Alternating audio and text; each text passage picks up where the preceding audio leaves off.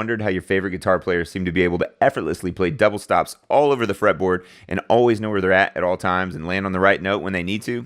Stuff like this, right? Well, I'm going to show you how in this lesson right now. I got a couple of little tricks that'll make it really easy for you to be able to navigate the fretboard and play double stops all over the neck. So don't forget to grab the PDF as well as the backing track. The link for that is in the description below. Let's jump into this lesson. So the first thing you need to know is that a double stop is just two notes played at the same time, all right? The cool way to do it is to kind of hammer on, and that's what all of these examples are going to be. I'm going to show you how to do it in familiar chord shapes so that you can decide where you want to play your double stops based on popular chord shapes that you already know, okay? That's going to make it really easy. So we're going to play them all off of a D major. So we're going to start off playing these double stops off of the D major chord in the open position, and then the D major that's in the C shape if you know your Cage system. And then we're going to come up here and play them off of the A shape of the D chord, all right? And then end up on the G shape of the D chord right here. Okay, and then we're going to come up here and we're going to play them off of this D, which is our bar chord right here as well. So I'm going to show you how you can play these double stops and kind of visualize this all over the fretboard just off of chord shapes that you probably already know. Okay, so let's take a look at the first position that we're talking about today. So we've got a D major chord here, right? We're strumming two notes at the same time. That's how we get the double stop sound, and then hammer on just makes it cooler, right? So just like that. So what we're going to do is part of our D major chord, we're just going to hammer on and play the first two strings of the D major chord and hammer on to the third fret of that first string. And you can add any kind of accent you want. You can do it more than I'm doing here. This is just an example to get you started. So, and then I'm going to reach over to the next two notes of that D major chord and I'm going to hammer onto the fourth fret of the third string. Right? Now I'm going to be kind of like an A, so I'm kind of cheating, getting outside of the D shape a little bit. I'm going to bar the second fret, fourth and third string, and hammer onto the fourth fret, fourth string. Make sure that the notes underneath your hammer on or above your hammer on ring out. That means you got to play on the tips of your fingers to really make it kind of ring and sing and get that double stop sound that you're really looking for here. So we've got, and then our last one out of the C shape of the D major chord, which is just this. Right, our C shape, we're just moving it up, if you know your Cage system. And we're going to play our pinky on the 5th fret, 5th string, and our index on the 4th string, 2nd fret. And we're going to hammer our ring finger on to the 4th fret of the D string, all right? So we've got the first position. Now you can choose to play them in the most simple way, or you can add as much mojo and extra stuff to it as you would like. But we got double stops, 4 of them. 1, 2, 3, 4, all in two chord shapes. We've got the D chord shape. We've got the D that's the C shape right here. So C, and you just move it up, and there's your D chord. All right, so there's our first spot that we're going to do it.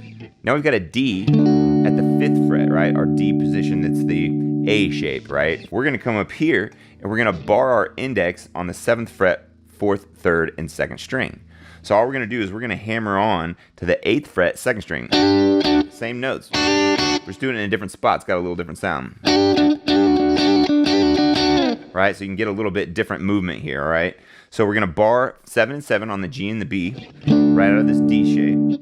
And then we're going to hammer on to the 8th fret, 2nd string, or the B string. And then we're going to move our index up. And we're going to bar 7 and 7 on the D and the G string, and we're hammer on to the 9th fret, D string. So, all right, and then we're going to move it up. We're going to bar 7 and 7 on the A and the D string, and we're going to hammer on to the 9th fret of that A string.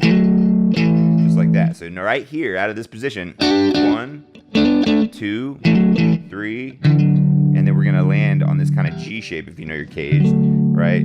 And we're going to play our pinky on the 10th fret of the E string. And we're going to bar our index on the 7th fret of the A and hammer our ring finger on to the 9th fret of the A. And that finishes it. So right here you got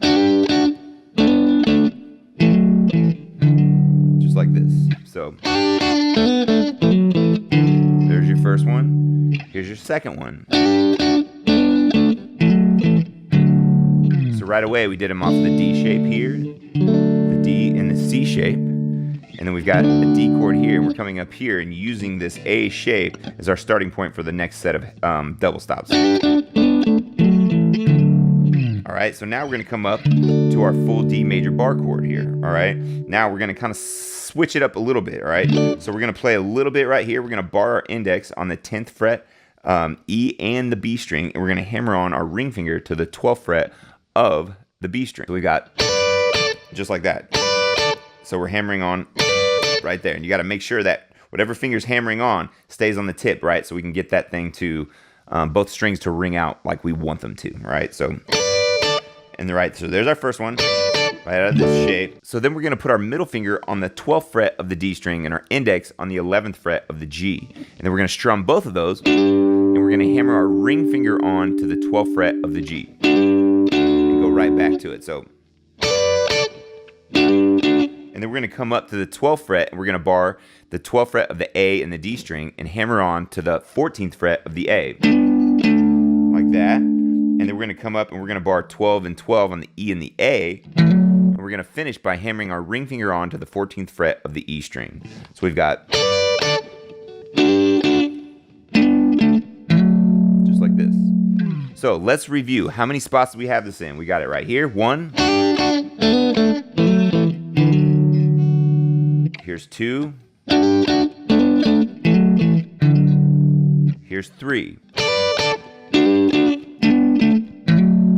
So now you can choose to use these in any way you want, but hopefully that will help you visually see. Around the D, I've got 1 double stop, 2 double stops, 3, 4. So then we come up to the D here, then the A shape bar chord. We bar our 7th fret, 1, 2, 3, 4 again. We come up to the D bar chord that we all love and know, right?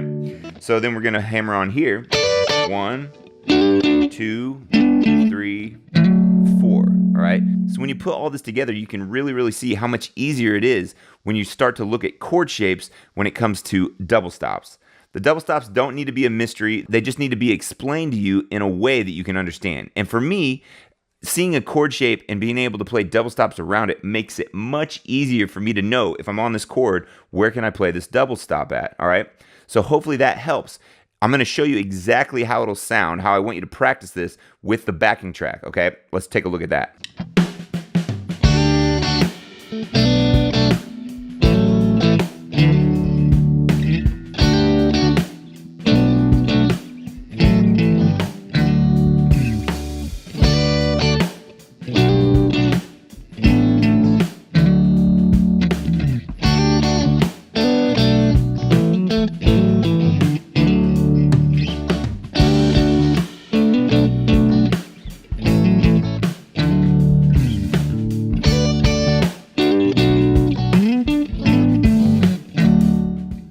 I hope you found this lesson to be helpful for you. My goal was to give you a quick win, something that you could immediately apply to your guitar today or this week. All right, so once you can get to where you can play those double stops over the backing track like in the demonstration, start using your pentatonic scales and start doing like a little jam session with the track and incorporate pentatonics a little bit more sparsely than I may have in the video. And yeah, I hope you found it helpful. Don't forget to get the PDF and the backing track, and I'll see you in the next video.